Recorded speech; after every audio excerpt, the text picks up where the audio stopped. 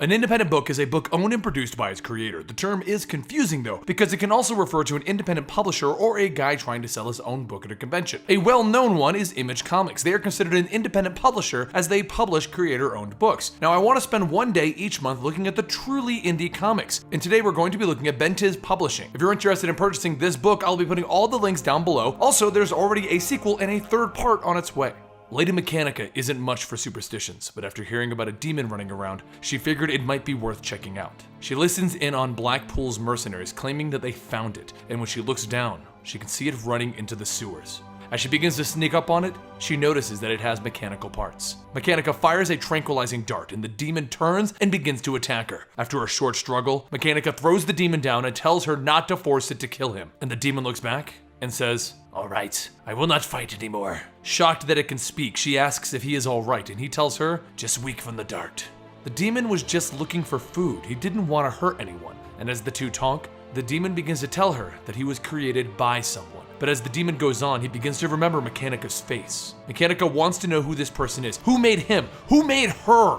But before he can answer, his head was shot off. Behind her is Blackpool and his mercenaries. A doctor tries to run to her aid, but she tells him not to touch her. Mechanika begins to walk to the shooter, and she punches him. She tells him that the creature was an innocent, just trying to get food. But the shooter goes on to say that he was just putting that mechanical monstrosity out of its misery. Mechanika holds out her hand, and she tells him that he should put her out of hers then.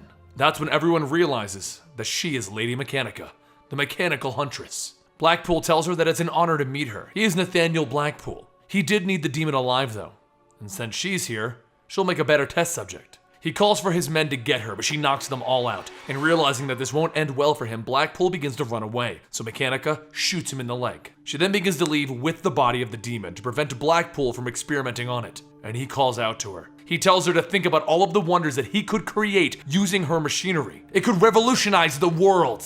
But before he could continue, Mechanika kicks his jaw off. She looks down on him and tells him to consider this a warning.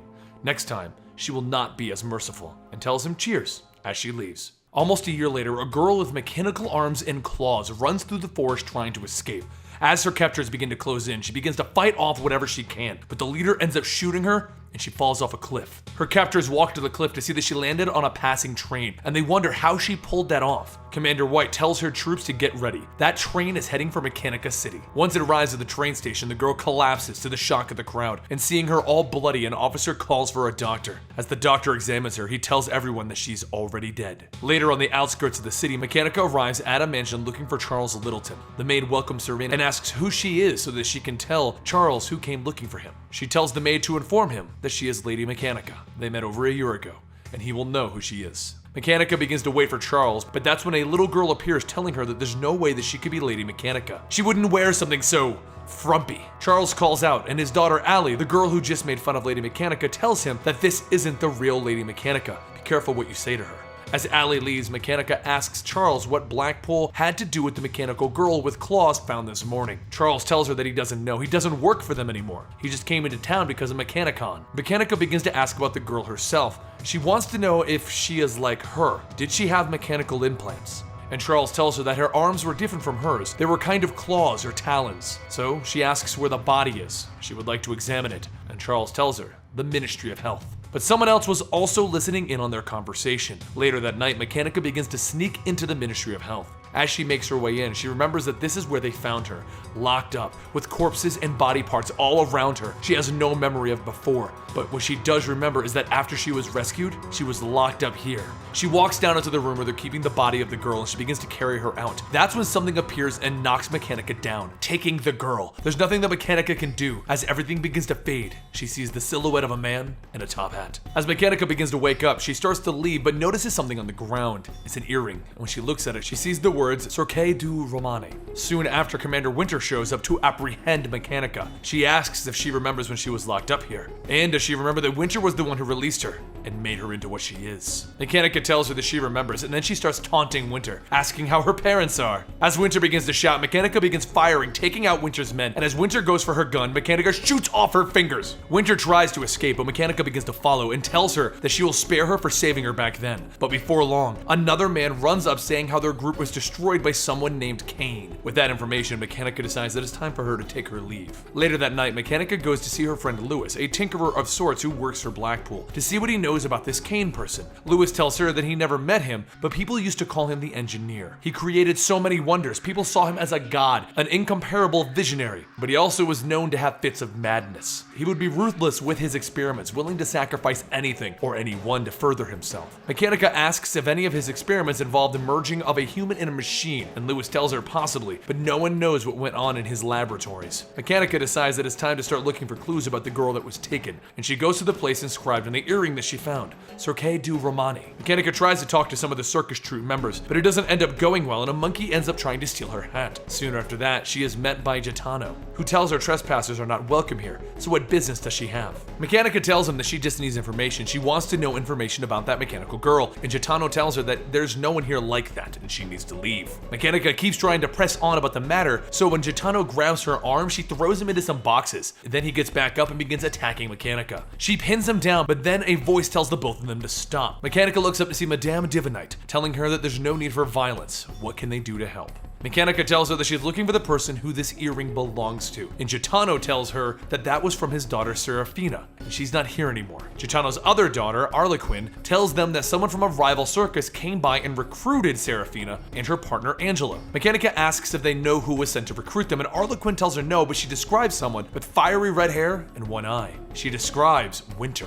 This is disturbing to Mechanika, mainly because why would they want test subjects? Why not just get beggars? Why have a special interest in Serafina? Mechanika tells everyone it's time for her to leave, and she will get whoever is responsible for Serafina's death. Madame Divinite tells her thank you, but this is no time for mourning because anytime someone in her troupe passes away, she is visited by their spirit. Serafina says yet to come. But elsewhere, with Serafina, she is currently lying on an operating table, and that's when Kane goes looking for something that he finds has been stolen, and he knows exactly who stole it.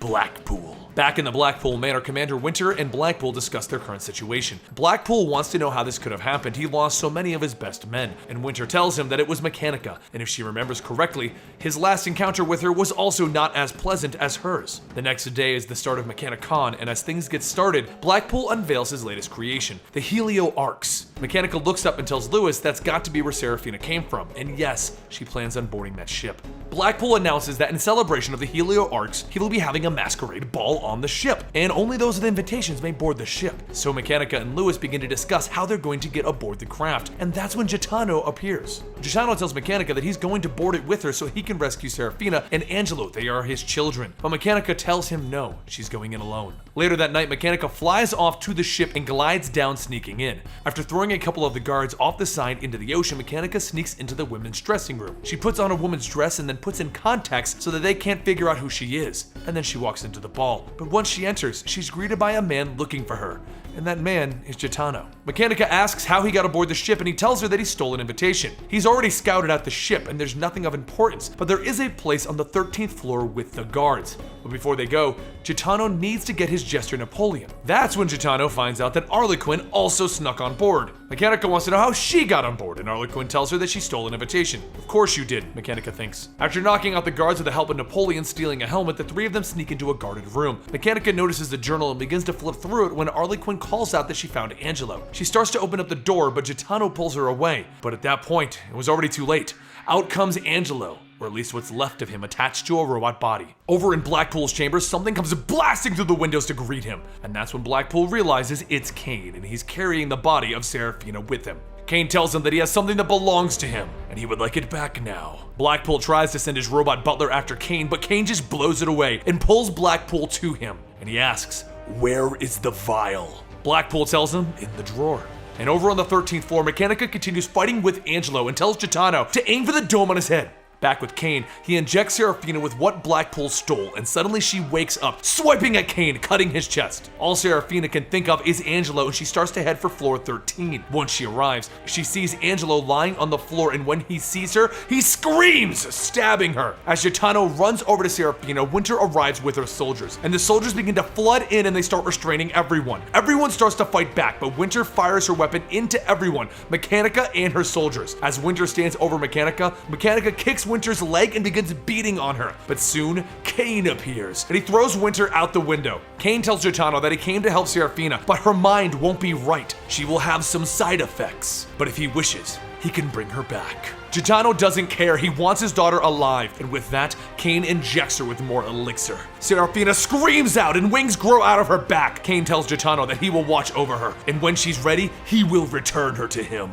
Mechanika tries to ask what about her. She's Mechanic. Did they come from the same place? And Kane tells her that he cannot answer that, but it is time for him to go.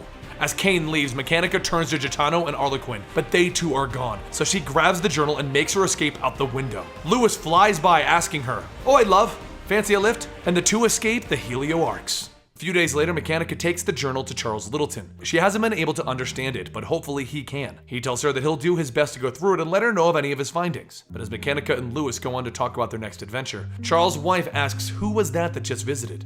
Was it more bad news? Charles tells her no, it was actually good. That setback he had a few days ago, apparently he didn't lose everything. She asks, will he be able to continue his research? And he tells her yes, now he can. This is one of those books that the cover caught my attention and I fell in love with it. I can't wait to see what's going to happen next. Like I said, there is already a second trade that continues the storyline, and they are releasing the beginning of the third arc starting this month. I'm not quite sure when, but I will link the page for Lady Mechanika down below so you can check it out. Don't forget to follow me on Twitter @Comicstorian and follow me on Instagram @Comicstorian, and I'll see you guys next time right here.